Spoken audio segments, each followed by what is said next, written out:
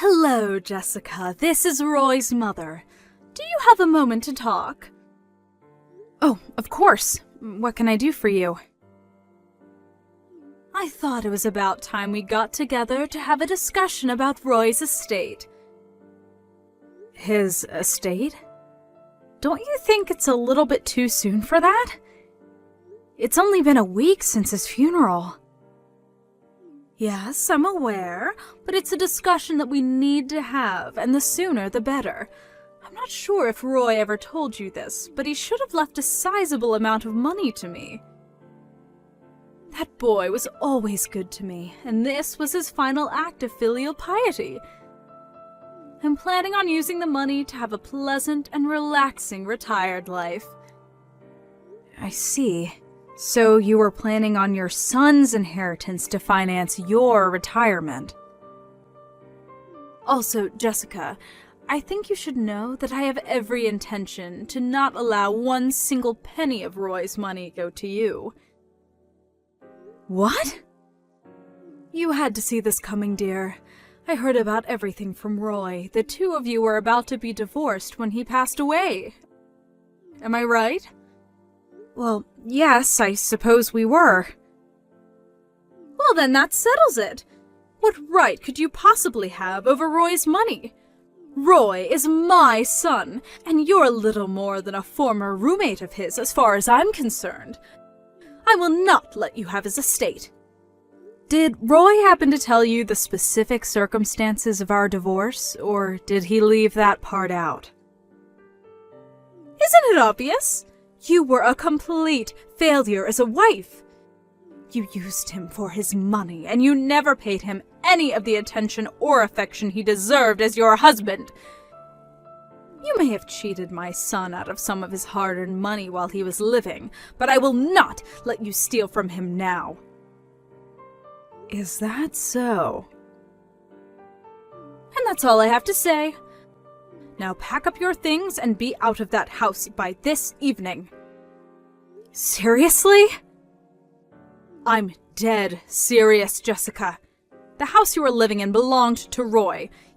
He built it with his own money, his name is on the title, and now that he's gone, that house belongs to me, his mother.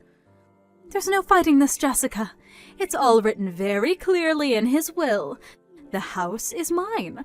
I'm going to be moving in there as soon as possible, which means you need to leave as soon as possible. Take all your things, leave all of Roy's, and be out of that house by sundown. And I know if you take anything of Roy's, so don't even think about trying to steal his things. Ugh! Don't be such an immature brat, Jessica. You can't seriously be planning to try and stay in that house, can you? Since you are about to divorce him and move out anyway, I'm sure you already had arrangements made for another apartment or something. So there's no reason for you to stay there. Yeah, I guess you're right. I don't really need this house. Good, then it's settled, and we have no more reason to talk to each other. But seeing as the house is getting foreclosed on today, I don't think you'll be able to enjoy living there for very long. What? Foreclosed? I'll talk to the bank to tell them that you'll be the one to hand over the keys to them. But you'll need to sign over the deed to them by tonight, so make sure you bring a pen. If you ask them nicely enough, maybe they'll even give you an hour or so to take in some of your memories of Roy. What are you talking about? Hi there, Jessica. Hope you're doing well tonight. Thanks again for everything you did with my brother's funeral. I really appreciate it. Hey there, Steph. Don't mention it. By the way, did you get over the fever you caught after the funeral was over? How are you feeling? Oh, that? Nah, I'm totally fine right now. I've been over that for days. I bet I just overexerted myself. I was already burning the candle at both ends with my work lately, and then in the middle of that I had to deal with my brother's funeral. Wow, it must have been a really hard time for you then. I'm glad you're doing better anyway. It wasn't too bad. I bet it was way harder on you than me. I know that a lot happened between you and my brother, but I want you to know how grateful I am that you gave him a proper funeral, even after all of that. It's no problem at all, Steph. And by the way, my main purpose for messaging you right now is because I heard that my mom has been pestering you with texts lately about my brother's estate. Is that true? Yeah, kinda. Is she actually still living in that house right now? Yes. Yes, she is. Unbelievable. I don't know what she's thinking. It's like she's completely oblivious to everything that's happened over the last few years and her part in it. My dad says it's like talking to a brick wall trying to talk sense into her these days. Oh boy. I wish there was a way I could help. Well, that's actually the second thing I wanted to talk to you about. I know this is sudden, but are you free at the moment? If possible, I'd like to meet with you in person. There's a number of things I'd like to talk to you about, including what to do next about my mom. Yeah, I'm totally free tonight. I'm staying at the hotel that's right next to the bus station downtown. If I recall correctly, your house isn't too far away from here, right? We could either meet at your house or my hotel's lobby, whichever is best for you. I'll go ahead and head over to your hotel. I remember where it is. Thanks. See you then.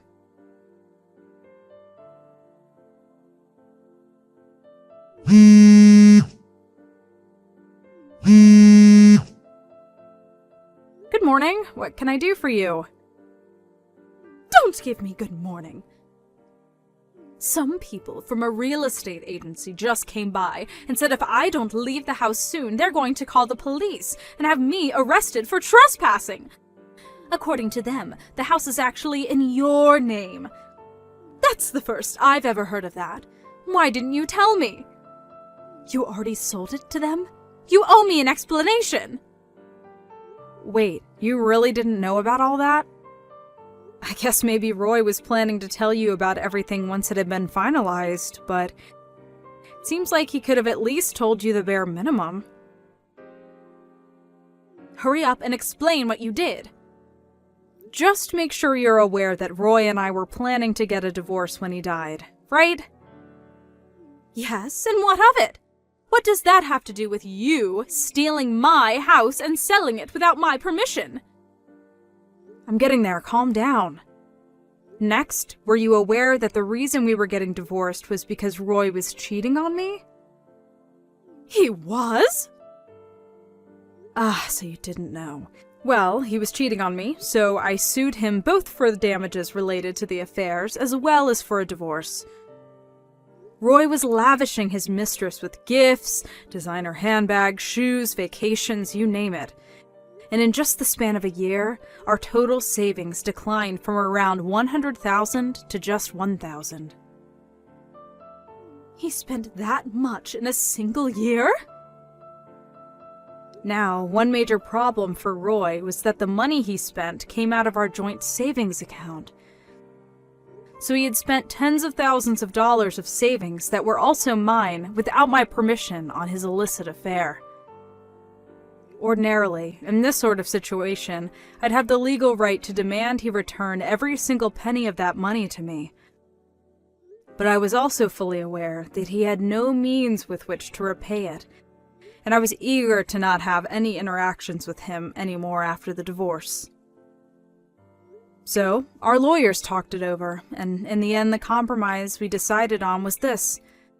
I would agree not to sue Roy, to have him return the money he spent on his mistress, and in return I would receive the house, as well as all the furniture and appliances in the house.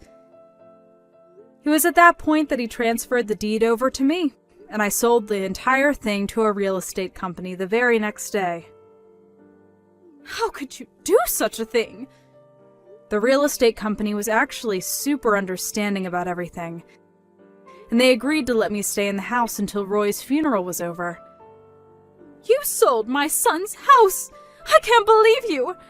That was the only thing I had to remember him by. Hey, don't blame me. Blame your son for being a cheater. None of this would have happened if you would have kept his pants on. If only he had not slept with that woman, we wouldn't be getting divorced, and he wouldn't have exhausted all of our savings on her. So, yeah. I don't see how I did anything wrong in all this. It's all Roy and his mistress's fault. Yes, you're right. It's all his mistress's fault, that vile woman. If she hadn't seduced my poor, innocent Roy, then none of this would have ever happened. Who is that vile harpy? Tell me her name. You must know who she is, don't you? I'll go find her and give her a piece of my mind for the terrible fate she brought upon my poor Roy. I don't think you need me to tell you her name. You already know her. She's one of your friends. What? What are you talking about? It was Nancy Johnson. No, not Nancy. How long ago was it? Maybe 2 years ago or so? You were going at me in your usual way, telling me I'm worthless and that Roy deserves better than me, when you said, I know, I'll just have to find him a woman better than you. Sometime after that, you brought the darling Nancy Johnson, the daughter of one of your friends, over for dinner. And within just a few days of that dinner, the two of them began their nearly 2-year-long affair. That can't be true! Oh, and one more thing. You seem to be under the wrong impression about Roy's will. More specifically, you're under the impression that he had a will at all. He didn't. And since he had no will, by default his estate is passed on to his legal heir. I know that. Everyone knows that. That's exactly what I'm saying. As his mother, I'm his next of kin, and so I'm the one who gets his estate. I hate to be the bearer of bad news, but since we were still married at the time of Roy's death, I was still his legal wife, and thus I am his next of kin, not you. What? And I mean, besides, even if you were to inherit his estate, how much do you think it could really be worth? He didn't just waste our joint savings account on his mistress. He even blew through the savings he had from when he was single. So I don't know what you were expecting, but at this point he doesn't have much of an estate at all. Oh no. When going through his stuff the other day, I looked up his bank accounts, and none of them had more than a few dollars in it. I don't believe you. You're lying! Well, if you want some proof, I can give you all his bank cards and passwords, and you can check them all out for yourself. And if you're still intent on trying to claim that for yourselves, you're more than welcome to have your lawyer contact mine and discuss the issue. What do you say? Enough of this already! I get it. Ah, well that's good. Be sure to have all your things moved out of the house by sundown tonight. Tonight? You can't do this to me, Jessica!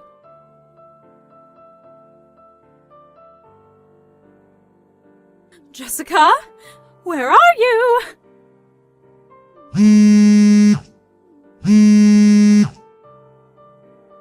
I just stopped by your parents' house, but they weren't living there anymore. When did they move?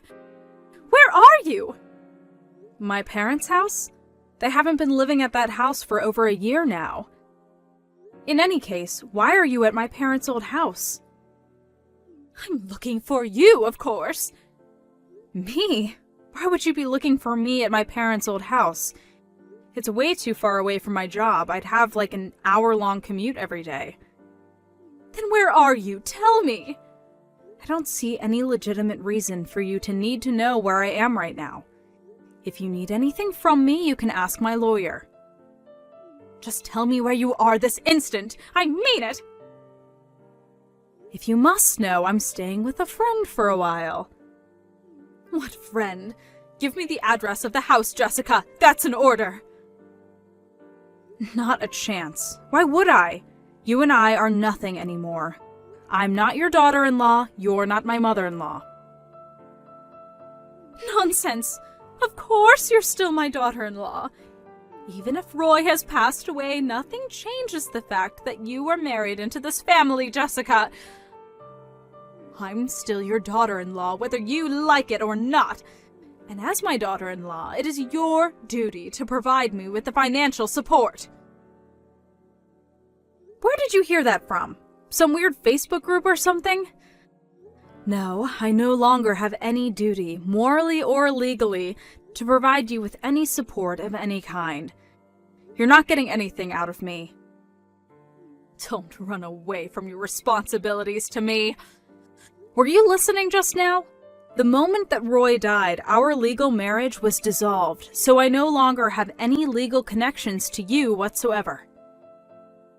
Is that clear? I'm not your daughter-in-law anymore, and even if I was, I still would do everything in my power to not have to provide you with any support. You're terrible! I don't deserve to be treated this way! After everything you've done to me over the years?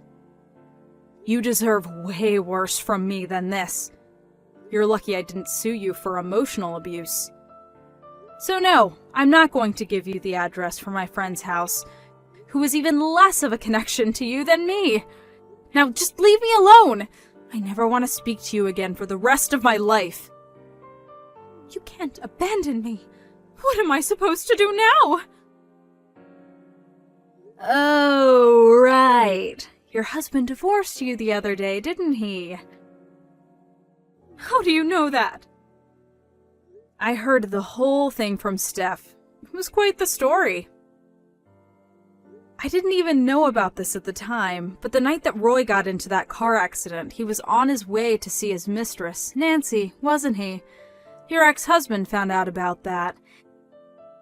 And he also found out that you were the one introducing the two of them. Boy, was he shocked to hear that. And the straw that broke the camel's back was when I let the two of them know that you introduced them in hopes that Roy would leave me and get married to her.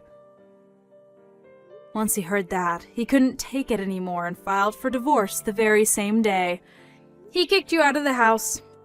And when you tried crawling to Steph for help, she cut you out too. Aren't you in a predicament? But there was no way I could have predicted things would turn out like this. I'll give you that much. I wouldn't have seen it coming either if I was in your shoes. But then, if I was in your shoes, I don't think I'd be going around encouraging my son to have an affair, and also actively bringing him women to have affairs with. Please, Jessica, you have to help me. Why? Because I have nowhere else to go. My parents are long dead, and I have no siblings. Don't you remember your wedding vows? You promised to love my son, for better or worse, richer or poorer, in sickness and in health, right? Who cares about legal connections? You're my daughter-in-law. We're eternally bound through your marriage to Roy. I know we can get along well, you'll see. Did you forget the whole "till death do us part" bit? Or that you were the one who pushed Roy into his affair, which led to the ends of both our marriages as well as his life? Well, or that you were constantly verbally abusive to me throughout the entire time I've known you? Lucky for you, your son's good-for-nothing wife is officially out of your hair forever. Jessica, you have to give me a place to live. That's an order. No. Jessica? I'm blocking you. And if you ever try to contact me again, I'll get a restraining order put out on you. Jessica! Goodbye. Enjoy the rest of your life.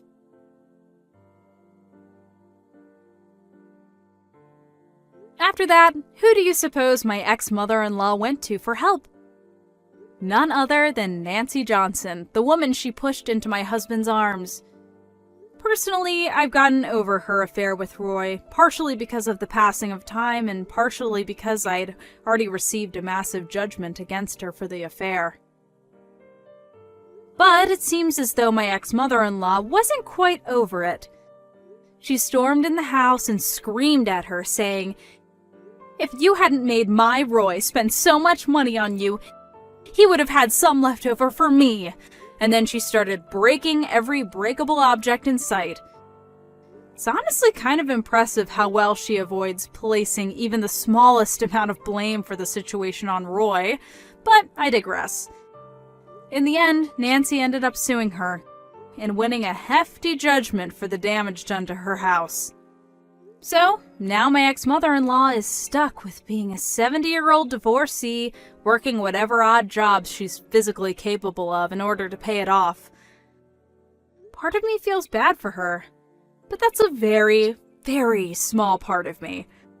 Most of me just feels like she got what was coming for her. Karma always wins in the end. Oh well, none of that is any concern of mine anymore. Now I can finally get back to enjoying a nice, peaceful life with my fiancé. We're getting married next month.